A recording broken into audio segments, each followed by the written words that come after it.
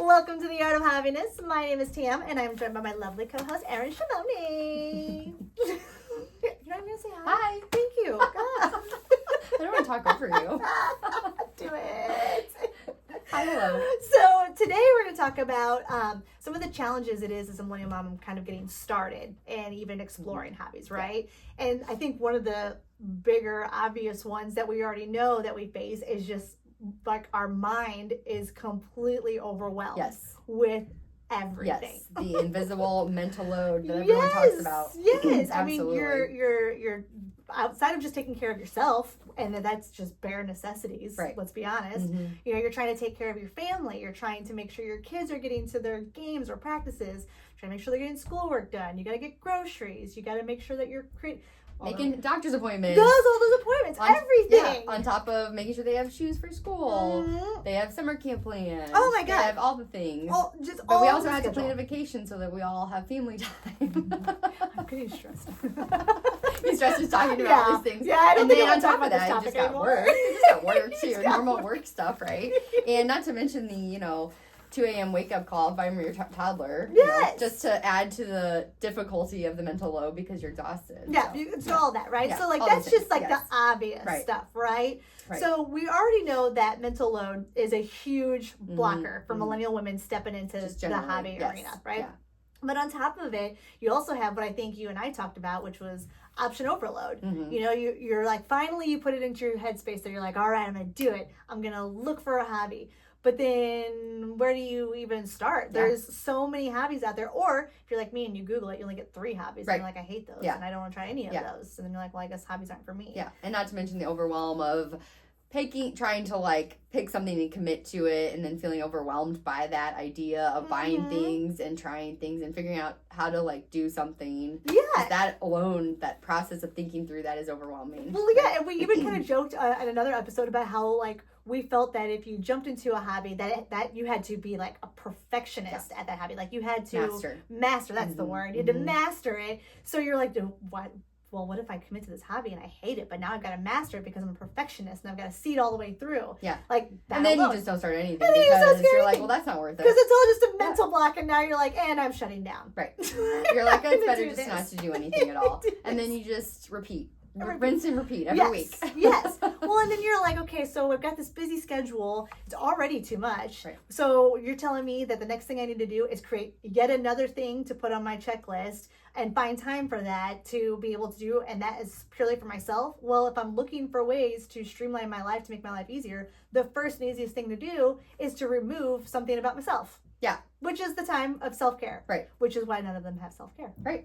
Yeah, that's so true. 100%. And I think that it's that overwhelm. You just can't wrap your mind around carving out that time for yourself when you have so much going on just mentally. It's very tough. And then if you continue to look into the schedule factor, your parenting life sometimes doesn't necessarily fall into schedule time, right?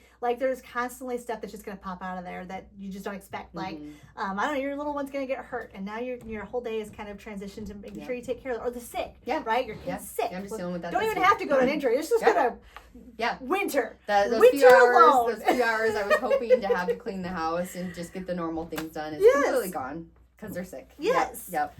So you look at your schedule and you look at all this time and you look at what's available to you, and it's, we're built to be, productive beings, right? And so you see hobbies as this luxury that is self-care time that you just don't have the ability to put in your schedule. And you don't feel like it's valuable. You don't feel like it's compared valuable. to everything else. Yeah. You don't put the value there because you feel that if it doesn't produce something, then it's not productive. Yeah. And then therefore it's not bettering your productivity to get to where you need to be, which sometimes is just surviving the end of the day. Yeah. Right. Do you ever feel too that at the end of the day you just have, or end of the week you just have decision fatigue? If somebody asks me one more time what I want for dinner. Yes. Oh my gosh. Just the smallest decisions, you're just like, I just can't. I'm done. Do you find that there are some days where if you hear the word mom one more time, you might just explode? Yeah. And it's just why? Where is Dad? Where is he's sitting right next to me every time. I'm literally he's sitting right next to you, but you were screaming across the house for Mom. I come down and I'm like, WTF. My favorite thing is because it's funny is it's not just me that gets to the point that's like if they hear mom is gonna explode, Pat also if he hears mom is gonna explode. So his new thing is if I can tell when he's starting to be like, what is going on? Because he'll go, hi, just go right into the kid's face. Hi, I'm mom. Can I help? Yeah. I'm available too. Yeah. What can I do? That's really nice that he does that. I mean, that is a huge part of like, you know, people talk about default parents and the mom often is that. And we are both fortunate enough that, especially I think through this journey and us taking back some of our own time, it has helped retrain our husbands a little bit. Oh, yeah. I mean, I feel like they were all always supportive, but just helping them to pick up on the cues. Yeah. They're more aware of the cues because you're more aware of the cues. Yes. I think that's true. A lot of this is just us becoming more self-aware about taking time for ourselves. And asking for it. For it, which then makes others be like, oh yeah, she's a person. She needs time and she shouldn't have to ask for it necessarily. We can all work. Hi, I'm Dad. I can help too. Yeah, I love that. To all the dads out there, just use that. I love that. Hi, I'm Dad. I'm here. I'm right here. So we look at like those are like the uphill battles that moms, specifically millennial moms, have as far as like why hobbies just aren't like just right there available for them, right? Like you just have so much going on, you just don't put the value on it because you're not seeing how can this help me achieve all the things that I need to get done today. And I think really just changing your mindset that like hobby time equals self-care time, right? Yes. That's really what it is, what we're talking about here. And I think there's a misconception on what hobbies are, and we've talked about this. Obviously, our whole podcast is about this. But I think that was the other thing is this misconception that a hobby has to be like this thing that you do that makes something or, you know, is creative or, you know, I think it falls into these categories that people pigeonhole themselves, but... Or feeling selfish. Feeling selfish, yeah. So I think just taking that time, dedicated time, whatever it is, something that brings you joy. That's what we've concluded, right? Well, yeah. I mean, you just look at a mom, right? You spend your whole day making hundreds of decisions. Like you said, the decision fatigue. Like, I just, going back and thinking about to even just like last week, all the decisions I had to make. And one of those days, the decision was to not do a hobby. It was to sit and scroll aimlessly. Yeah. You know, and what I wish I would have done, looking back and thought about it, is instead of scrolling, why not jump into ChatGPT, which is still on my phone. So my thumb wanted to do a little scrolling, and then just say, what can I do with my time right now? You know? That's a good way to help, like, give you some accountability when you don't have, like, somebody else there to do that. Absolutely. Like that. Yeah.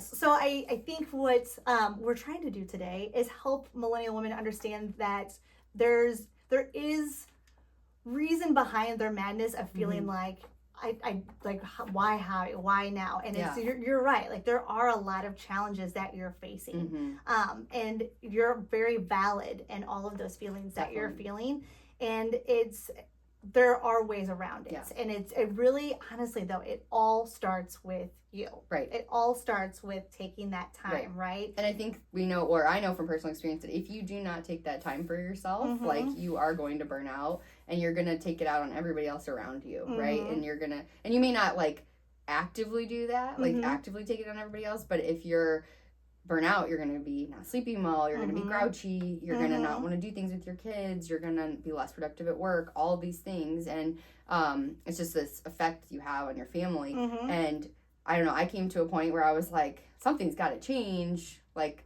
I'm going to lose my mind. Right. You know? Right. Like, truly. Yeah. So, and I kept we both had this feeling of like, we need something else. We need something more in our lives. And if you're a mom, millennial mom, that's feeling this, like, we can totally relate, and this journey of hobbies has really helped to pull us out of that. Absolutely. Yeah. So do you have any tips that you would recommend for our folks to kind of start working into finding hobbies and overcoming those barriers? Like, I know we kind of talked about one being like, where if you just feel like you just need to just like death scroll, instead of death scrolling, why not jump into ChatGPT and be like, what can I do that's a hobby that'll take care of 10 minutes right now? Here are the supplies I have. Go. Yeah, I think that's a really great tip. I think what we've concluded, the biggest tips we have is start small. Like don't overwhelm yourself and feel like you have to go all in. It's not black and white, right? So just 10 minutes of something that's out of your normal day-to-day habits can really change your day. Accountability is a huge one. So for us, either finding a buddy, which we have done. Right. Buddy system! That's really nice. But if you don't have that, definitely talking to your partner about like dedicating the time or putting on your schedule. Those are also accountability tools.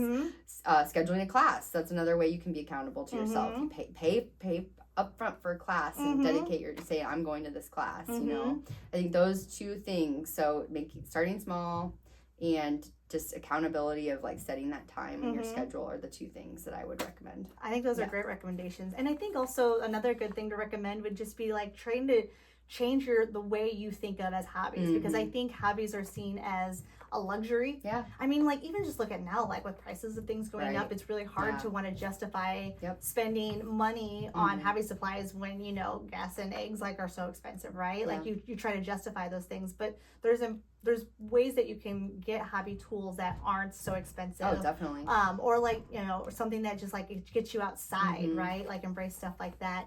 And also like taking the idea out of the fact that you have to, if you start a hobby, you have to commit to it. And like, this has to be the hobby and you have to work through it until you master it, right? It doesn't have to be like that. Right. Start a hobby, try it, practice it. If you're not interested, move on. That's right. okay. That's right. That's not a failure. That's you just being creative for a moment, realizing it wasn't, you know, as interesting as you thought, and you just moved on to the next thing. You're just being curious. That's right. I love that. Curious. Yeah. And I think too, stop comparing yourself to people on social media. Oh, huge.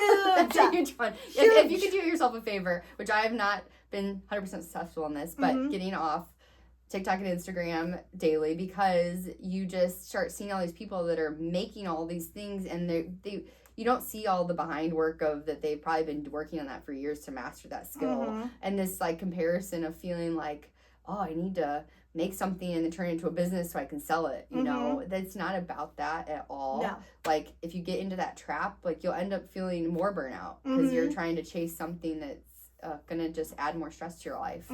So it's not about being productive, like you said, and or making money. It's about nourishing yourself, like your soul and your body, so that you feel better as a person. And I think you already kind of touched on this, but I want to make sure that we really stress it, is there is a lot to be said about building a community around you that supports hobby culture. And I can personally say from my experience, like I know I kind of talked about my origin story of being like, you know, Pat had a whole bunch of hobbies and I didn't. And I know I struggled with respecting his time on those because I didn't understand the value of them, and I didn't have any personally. So there was like a little bit of jealousy in there. And I can say now that like, I now understand how I can understand the value of hobbies and how those can play a very important part in helping you find yourself and also staying positive during difficult times. And having Pat already see the value of those and being supportive of those really creates like this culture of like continuously trying to find that time, right? So I think you touched on that earlier, and I just wanted to really stress on that. I think there's a lot of value to that. No, that's a great point. That really is. So. And then modeling that hobby culture, like your kids see that, and then they're going to carry that onto their lives. And so you're breaking that cycle of creating people who are stressed perfectionists that are just focused on school. It's just focused on school. It creates a culture that your kids can fall into. Yeah, I love that. That's a great point. Thank you for. Yeah, well, you know, I've got a couple of points out here. But yes, I think that's really like those are just some ideas I think that we would recommend as far as, do you have an action item? Like, what can you go do? Like, I feel like you're like, well, okay, so listen to this episode. Now what do I do? Well, the very first thing I think there's two things. Like, look on your calendar and say, okay, where can I carve out? Where can I put on my schedule? This is my self-care time for maybe let's 10 or 20 minutes this week, like this upcoming week. Go ahead and do that. And then I'm sure almost everybody, if you just sit for a second and you like think, there's probably something that's been pulling at you, some thought you've had that you're like, oh, I'd really like to try that. Just figure out somehow to make it intentional. Dabble in that, intentional in that, right? Be like, all right, I'm just gonna jump all in. I'm not gonna overthink it. I'm not gonna worry about how it's gonna go. I'm just gonna jump in and try it. And if you can't think of anything, and that's okay, because I felt like I had that for a while too. We both did. Just setting like time and going and doing like a walk. I think almost anybody, you can just go out and walk, right? Because you'll find that just clearing your brain, where it's just you and it's like peaceful and quiet. And I love it. I'm right there with you. I'm like, tell me what else am I going to feel on this walk, Erin? I think you will be amazed at how it can just really change the trajectory of your day. I do need to put more walks in my life. You've been doing a lot of walking recently, really and nice. I can tell that you really enjoy it. I do. I might have to do it. I mean, it just seems so easy. I just put on shoes and just walk out my door, right? Yeah.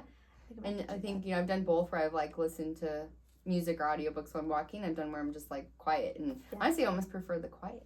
Do you really? Surprisingly more, yeah. Do you feel like you're listening when you're I don't know. I think or do you think you're more in your head and just walking through things? Maybe both, a little bit both. But I think I also find myself just like mind wandering, kind of just letting your brain just rest a little bit. Where's it wandering, Erin? What are you looking at right now? Okay, forget about what we were talking about earlier.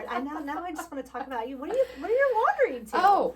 No, like thinking about things. Yeah, I don't know. You don't have anything specific? No, I don't have anything specific to share. Right on the spot? Well, we've got everybody listening. I sure don't, damn. I don't. Sorry. Okay, so yes, so that's what we're saying. What we're saying is there's a lot of reasons why millennial women are struggling to find hobbies, and you're all completely valid in your challenges because they're all very real challenges. Right. It's not because you're just, just give it up. Right. There is nothing wrong with you. There's nothing wrong with you. We're all here. It's just truly the culture that was built around women, millennial women as moms and hobbies, right? And so you have every right to change that trajectory, and you should start by doing exactly what Erin said. Just find that intentional time, be intentional with it. Think of something that's been interesting and pulling at you. Schedule that in that 10 minutes and just give it a whirl. Yep. And it can be a total failure. That's okay. Yeah. Try another 10 minutes another day. Right. And I bet if you keep doing that, you might find something really, really great in there. Yeah, I agree. Great ending. And wrapping it up today. Thanks, Jan, for that. Of course. It's great chatting with you and everyone. I hope you enjoyed this topic. We'd love to hear what you guys are trying out there. So leave us a comment or a message because it always gives us ideas, things to talk about. Yes. So, yeah. All right. Join us later. Bye. Bye.